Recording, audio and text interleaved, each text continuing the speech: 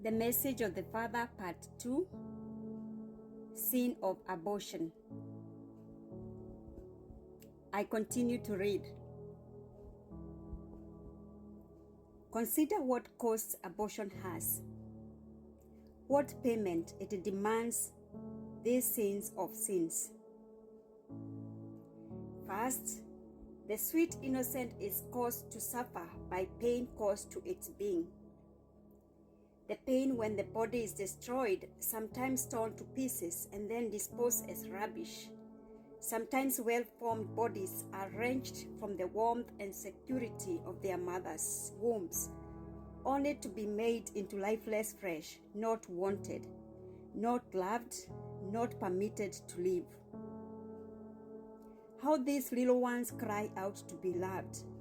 How these little ones cry out to be wanted, and how they cry out to the Lord for His help.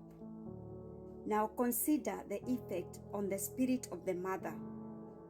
She may not recognize or understand what she does to herself.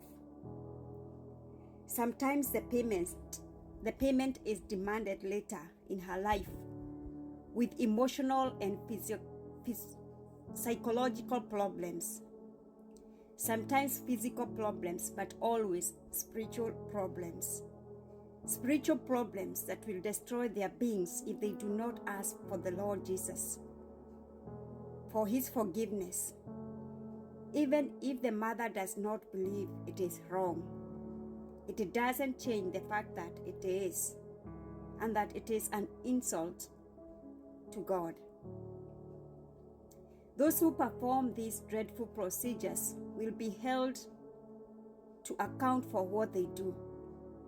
They will find all those whom they have destroyed waiting for the Lord's justice to be given when these corrupt ones face their Maker. Then it will be too late to ask for God's mercy. Now, while they live on earth, is the time for God's forgiveness. Now is the time to stop this terrible act and turn to their God and ask for His mercy. They know what God asks of them. If they ignore this, they do as their own risk. They do this at their own risk. Those who condone these sins carry the blame as much as those who perform them. To agree with sin is to become part of it. To encourage sin is to promote evil, and promote evil is to turn from God. Why is it that it is always the weakest and the most vulnerable who are the ones to suffer, and usually suffer at the hand of the so-called do-gooders? Do-gooders who can promote sin in any form for any reasons are not do-gooders, but do what you want us, as long as it harms no one. That is, promote abortion as acceptable. Unfortunately, it always harms someone, and always the weak and vulnerable. So these do-gooders are really servants of sin, servant of evil, servant of Satan, even if they do not recognize it or admit it to it. When these people see what they truly are doing and the harm they cause, and ask for God's forgiveness and start to undo the harm they have done, then God will shine His mercy into their souls, into their hearts, and into their spirits. It is up to them to choose God's forgiveness and God's love, and it will be there for them through God's Son, Jesus. Under the direction of their hearts, mankind will find the true answers to all the sin he commits. If mankind can let his true feelings shine through the hard outer layers that cover mankind's heart and soul, then they can come to understand what is wrong and what is right. As these layers are peeled away, the true man will be seen. It is up to man to peel these layers away with the love of Jesus. If there is not a reassessment of what mankind is doing to himself with the slaughter of the innocents, then the account will have to be paid, and the cry of the innocent answered. The innocents are not only those who are killed by the most outrageous sin of abortion, but is also for those who starve because of man's indifference. Those killed innocently by man's aggression through wars, genocide, and repressive regimes. Every time a young one dies because of mankind's sin, another debt accumulates and needs to be paid. Each time a young one is denied the opportunity to reach a full life in God, a soul cries out in despair and asks God, why does its own family, the family of man, deny it?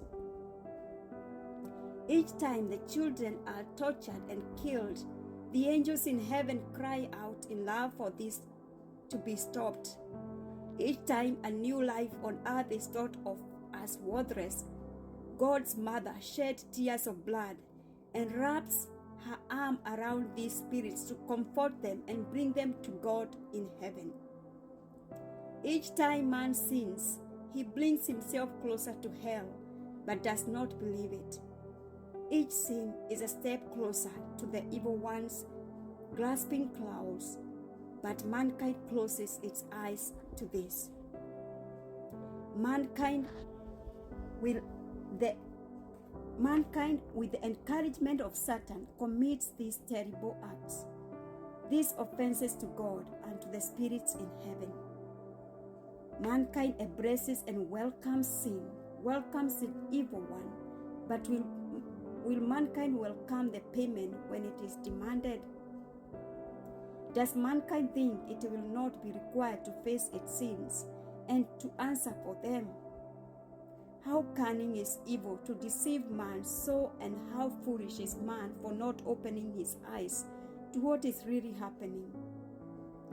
What is really happening is the destruction of mankind by his own hands, by his willing participation in the evil one's plans. How foolish is mankind to think there is no evil one, there is no Satan. What a clever trick the evil one plays, but what a stupid man to let him trick mankind over and over. Mankind must now shake free of bondage of sin that he has allowed to exist. He can start by loving the children, not despising them. He can start by saving the children, not killing them, and by encouraging life, not stopping it. He can start by lifting his self-imposed cross from his back by turning to God in prayer and asking for the Lord's forgiveness and guidance. He can start by turning to Jesus and taking his hand and walking along the path of love with him.